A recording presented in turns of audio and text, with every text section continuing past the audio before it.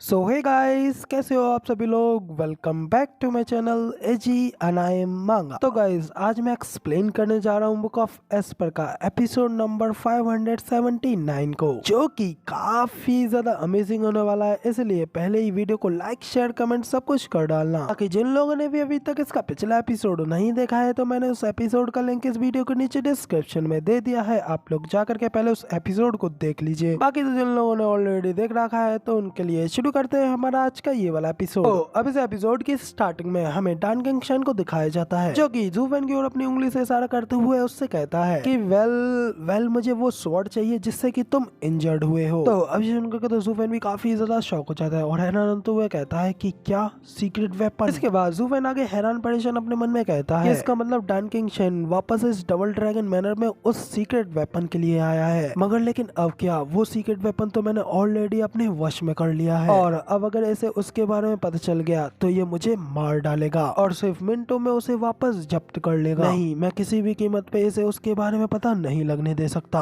इसलिए अब मैं चाहे जो भी करूं, मगर मुझे उसे कभी भी ये संदेह नहीं होने देना चाहिए कि उसका शक सीधा मुझ पर आ जाए और मैं उसका सस्पेक्ट बन जाऊं। तो इधर जू फेन को इस तरीके से शांत देख करके किंगशन उससे कहता है कि क्या कहा तुमने, सीक्रेट वेपन, आखिर तुम्हें उसके बारे में किसने बताया। तो डन किंगशन की इस बात पर तो जू फेन की भी एक मिनट के लिए हवाइयां उड़ जाती हैं। तो अपने आप को संभालते हुए उससे कहता है कि जब मैं उस केव में अंदर गया था तो तब मैंने वहाँ पर एक लंबी तलवार जिसके के अंदर शार्प भरपूर स्पिरिचुअलिटी थी और वो एक्चुअली में खुद ब खुद मूव कर रही थी। तो इसका मतलब तो यही है कि ऐसा कोई तरीका नहीं है कि मैं उसे एक आम से स्पिरिचुअल वेपन की तरह समझूं। इसलिए उस मूवमेंट पर मैंने इंस्पायर होकर के उस स्वॉर्ड को एक सीक्रेट वेपन कहा। तो जू फेन की ये बात सुनकर के डन किंगशन कहता है कि ओ, तो अब मैं समझा, तुमने खुद ही उसको ये नाम दे दिया। मुझे एक्चुअली में एक पल के लिए तो ये लगा था कि तुम उस वॉल्टिंग स्वॉर्ड की हिस्ट्री के बारे में जानते हो। तो स्वॉर्ड का नाम सुनकर के तो जू फेन भी डन गेम उस स्वॉर्ड का नाम लेते हुए कहता है कि क्या वॉल्टिंग स्वॉर्ड। तो इस पर डन किंगशन कहता है कि हाँ, वो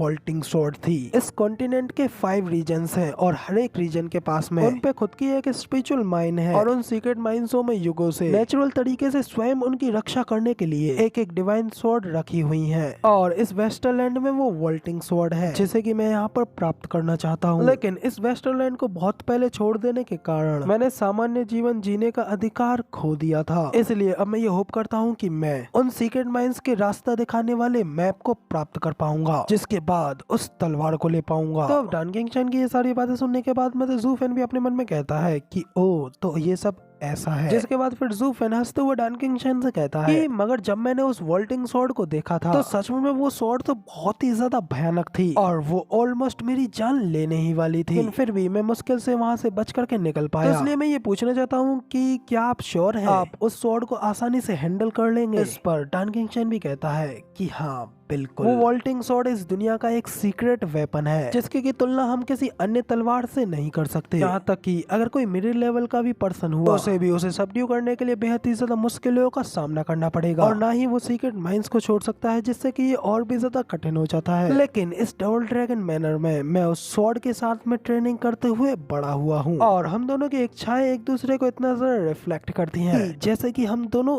एक ही हों। और एक बार मुझे ऐसा मौका मिला था, मेरी अंगूठी में इनफ सीक्रेट स्टोन्स होने के कारण वो तलवार खुद मेरे पीछे पीछे आया करती थी। लेकिन फिर उसके बाद में आप जानते हैं कि क्या हुआ था। अपने क्रोध में आने के बाद में मैंने 10 सेक्टों को डिस्ट्रॉय कर दिया था और फिर उसके बाद में एक्सीडेंटों ने उस एरिया को सील कर दिया था, जिससे मुझे वहाँ से जाने पर मजबूर होना पड़ा, वरना तो मैं बहुत पहले ही उस सीक्रेट स्वॉर्ड को लेकर के सभी देशों में एक सर्वशक्तिमान बन चुका होता। तो अब डन किंगशन की ये सारी बातें सुनने के बाद में तो जू फेन भी हैरान होते हुए उससे कहता है कि क्योंकि आप पिछली बार उसे लेना नहीं चाहते थे तो फिर आखिर अब आप उसे क्यों चाहते हैं। तो जू फेन की इस बात के ऊपर पहले तो डन किंगशन कुछ देर के लिए स्टाइल मारता है और फिर आगे कुछ कहने ही वाला होता है कि तभी वो अपना मुंह टेढ़ा करते हुए जू फेन से कहता है कि इससे तुम्हारा कोई लेना देना नहीं है। इसके बाद डन किंगशन आगे जू फेन से कहता है, लड़के, क्या तुमने नहीं कहा था कि तुमने उन मॉनिटरिंग अरेज से होते हुए वहाँ जाने का रास्ता देखा है। तो इसलिए मुझे कोई फर्क नहीं पड़ता है कि वो सच है या फिर झूठ। मैं बस इतना चाहता हूँ कि तुम मेरे लिए उस सेफ पाथ को ड्रॉ करो और मैं इसे तुम्हारे लिए एक सार्थक चीज बनाऊंगा। तो डन किंगशन की इस बात के ऊपर जू फेन अपने मन में कहता है कि साला अगर मैंने इसे रास्ता दिखा दिया ना, और वहाँ जाकर के जब ये उस केव को खाली देखेगा तो ये बंदा फिर से हैवान बन जाएगा, और फिर क्या वो क्रोध में मुझे भी नहीं मार डालेगा। तो अब ये सब सोचने के बाद में फिर जू फेन चमकती हुई आंखों से डन किंगशन से आगे कहता है कि सीनियर, क्या आपने कभी ये सोचा है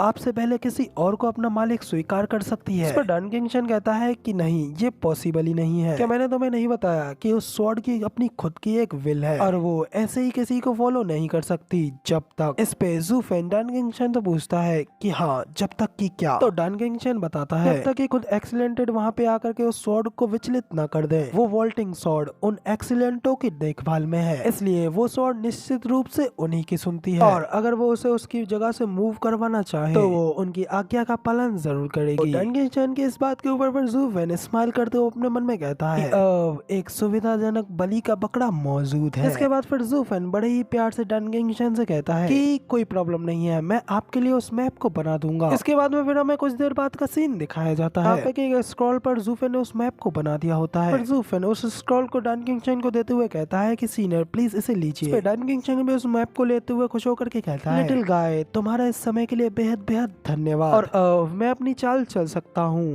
इस पर जू फेन भी हंसते हुए कहता है कि ये कोई परेशानी की बात नहीं है, सीनियर एक स्ट्रेट फॉरवर्ड पर्सन है, इसलिए मुझे यकीन है कि सीनियर की हेल्प करने की वजह से सीनियर निश्चित रूप से मुझे भी अनदेखा नहीं करेंगे। तो अब इस पर डन किंगशन भी उससे कहता है कि मैं तो बस इतना जानता था कि जब मैं तुम्हें अपना कारण बताऊंगा तो तब तुम मुझसे मोल भाव करने की कोशिश करोगे। तो फिर अब तुम बताओ कि आखिर तुम क्या चाहते हो, और फिर मैं उसे हासिल करने के लिए हर संभव प्रयास करूंगा। तो जू फेन उससे कहता है कि सीनियर, आखिर आप ऐसा कैसे कह सकते हैं? मैं कोई बेवकूफ छोटी सोच वाला व्यक्ति नहीं हूँ, और ये छोटा सा मैप तो मेरे लिए कुछ भी नहीं है। तो तब इस पर डन किंगशन जू फेन से कहता है कि अपने दिमाग में इस बात को बचा करके रखो, क्योंकि मैं बता दूं कि तुम कोई ऐसे व्यक्ति तो बिल्कुल भी नहीं हो जो कि एक अच्छे से मौके को इस तरीके से खो दे। तो ठीक है, फिर मैं खुद ही तुम्हारा एहसान चुका रहा हूँ, क्योंकि आखिर कौन जाता है कि बाद में तुम ऐसा क्या कर दोगे जिससे मुझे तुम्हारा एहसान उतारने में बहुत ज्यादा मुश्किल हो जाएगी। इसलिए नहीं, मुझे आज ही तुम्हारे इस एहसान को चुकाना होगा। तो तब इस पर जू फेन स्माइल करते हुए डन किंगशन से पूछता है ओ, तो क्या सर ये वाकई में एक उचित रिवॉर्ड है जिसकी की तुलना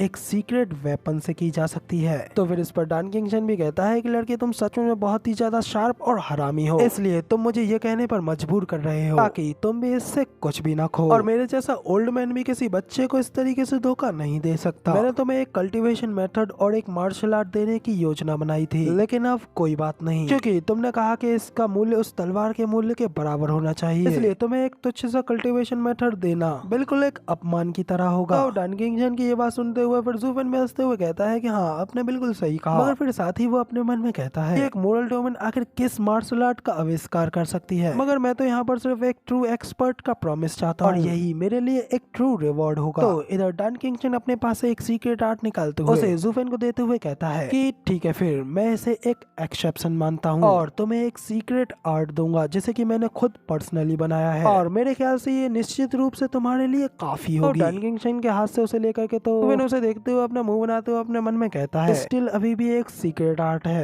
जैसे ही जू फेन उसे खोल करके देखता है तो वो काफी ज्यादा हैरान हो जाता है, और हैरान होते हुए कहता है कि क्या ट्विन सोल आर्ट? इस पर डन किंगशन भी स्माइल करते हुए उससे कहता है कि हाँ, बिल्कुल सही, ये वही है। लड़के, तुम काफी हद तक मेरे जैसे हो, जैसा कि मैं पिछले दिनों में हुआ करता था, उतने ही टैलेंटेड और प्राउडेड। तो तब इस पर जू फेन उसे कहता है कि अरे सीनियर, क्या आप ज्यादा ही सेखी नहीं मार रहे हैं? तो डन किंगशन कहता है कि हाँ, मगर ये सच है, क्योंकि हम दोनों ने ही रेड इन स्टेज में अपनी सोल को फॉर्म करा लिया। तो डन किंगशन की इस बात के ऊपर तो जू फेन काफी ज्यादा शॉक हो जाता है, उसकी आंखें खुली की खुली रह जाती है, और वो हैरान होते हुए अपने मन में कहता है कि मैं इतना ज्यादा पावरफुल होने में कामयाब इसलिए हो पाया क्योंकि मेरे पास अशूरा फ्लेम थी, जिससे कि मैंने अपनी सोल को रिफाइन किया, जबकि इस बंदे डन किंगशन ने लक्ष्य तक पहुंचने के लिए सिर्फ अपने ऊपर ही भरोसा किया। सचमुच ये वाकई में एक ट्रू जीनियस कहलाने के लायक है। अब जू फेन को इतना ज्यादा शौक देख करके डन किंगशन भी उससे कहता है कि लड़के, क्या तुम सचमुच में ये सोचते थे कि सिर्फ तुम ही यहाँ पर एकमात्र जीनियस हो? उन दिनों मेरा टैलेंट भी तुमसे बिल्कुल कम नहीं था, क्योंकि अगर ऐसा नहीं होता